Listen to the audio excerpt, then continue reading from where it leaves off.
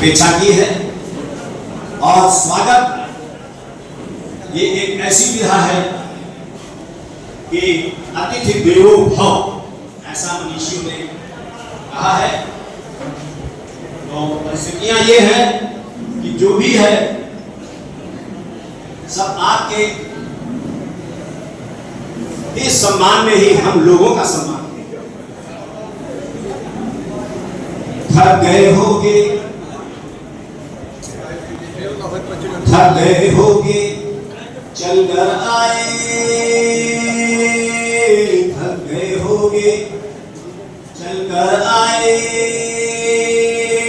सरयू नहाने मेरे भैया, थक गए होगे। कैसे बताऊं मैं तुम सबको कितनी खुशी है मेरे भैया, थक गए होगे, थक गए होगे, चल कर आए, सरयू नहाने।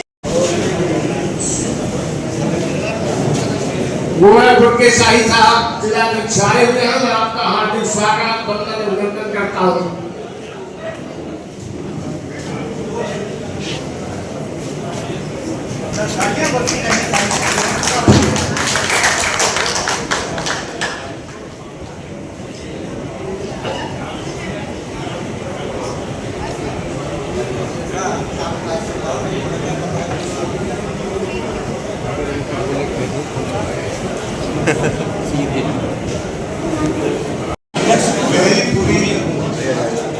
अयोध्या के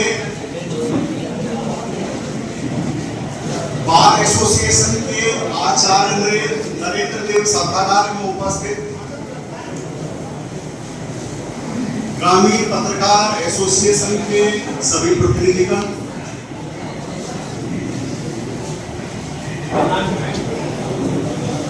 ये सप्तपुरी में प्रथम पुरी अयोध्या प्राचीन काल में कौशल राज्य की राजधानी थी। ये प्रभु राम की जन्मभूमि है। देर तक दुरुस्त चाचा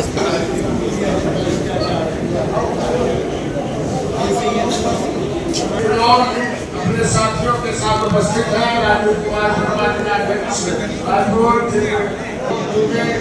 अंबिका गच्छोड़े, सुरेश पांडे, रामकृष्ण स्वाद, डॉक्टर सतीश कुमार पांडे जी आएगा। मैं आपका हार्दिक उसे मैं बहुत अच्छा नहीं कह सकता। जब बेईमानी, अनीति और आर्थिक कदाचार सम्मानित होने लगे तो समझ लीजिए कि शुचिता की मृत्यु हो रही है, और जहां शुचिता नहीं रहती तो देश का नाश।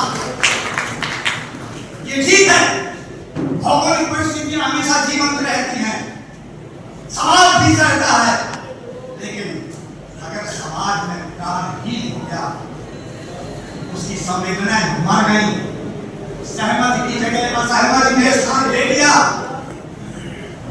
समाज की जगह कलुष और क्लेश पनपने लगा, तो हमारा लोकतंत्र क्या प्राणवान रहेगा?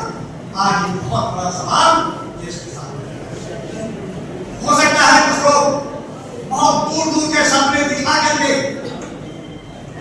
हमसे तात्कालिक तालियां बटोर लें, लेकिन तात्कालिक तालियों से देश चलता नहीं है।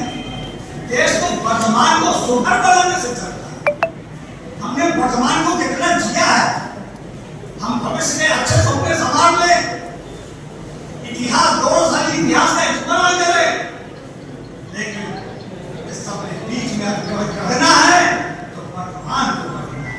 और रहने का काम मित्रों आपकी लेखनी को करना है, आपकी जागरूकता को करना है। आप बहुत बड़ी बड़ी चुनौतियां सामने हैं आपके। ये सवाल ठीक है कि जो त्यागपत्र कल हुआ है, ये त्यागपत्र का 2 महीने पहले नहीं हो सकता। जब लोग बच्चे आत्महत्या कर रहे थे, मैं उस विषय को बहुत अधिक नहीं छूना चाहता, लेकिन ये हमारी संवेदनहीनता का दोहन है। हम कितने संवेदनशील हैं, लेकिन ये संवेदनशीलता उसकी वाणी से नहीं, उसके आचरण से जानी जाती है।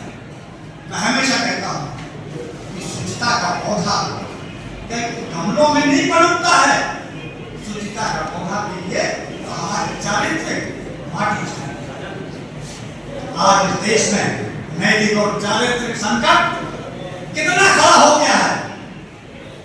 मैं इसे 2 महीने की अन्य घटनाओं का भी हनुमान की टीका लगाऊं तुम्हें, गढ़ी हनुमान की धरती यहाँ की तो है राम जी के दूत की। सत्कार करूं मैं कही विधि तोहरा, जानू न विधि भैया थक गए होगे। माई देव काली के चुनरी ओढ़ाई के, माई के मंदिरवा के रोली रचाई के, धूप दीप अगर से थाल सजा के, धूप दीप अगर से थाल से होगे। लाल बाबू क्यों से परम श्रद्धेय बदली बालेश्वर लाल जी, जो हमारे वटवृक्ष हैं, जिनके नक्शोपदों पर चलकर हम लोग आज यहाँ तक पहुंचे। धन है वो काया जिसकी माया और जिसकी गाया से हम आज इस रूप में चल रहे हैं समाज में। परम श्रद्धेय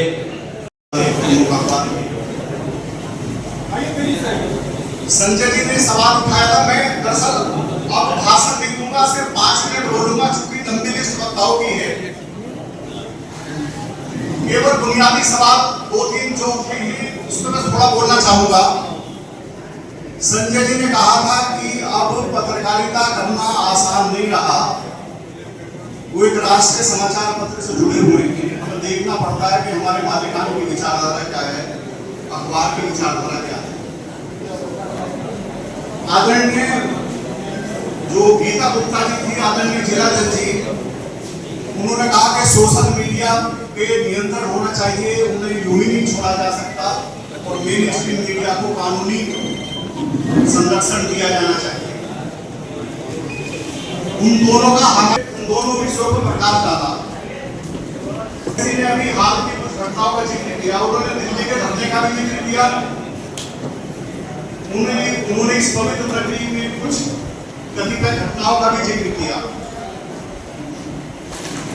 18 जुलाई को दिल्ली में सोनम वांगचुक जी किया, इस्तीफा पहले हो जाना चाहिए था, बाद में हुआ। मैं पत्रकारिता के दृष्टि से इस घटनाक्रम को कैसे देखता हूं। 28 जुलाई को सोनम वांगचुक और 4 स्टूडेंट्स हंगर स्ट्राइक पर बैठे। कृपया मैं रुक जाता हूँ, फोटो करा लो।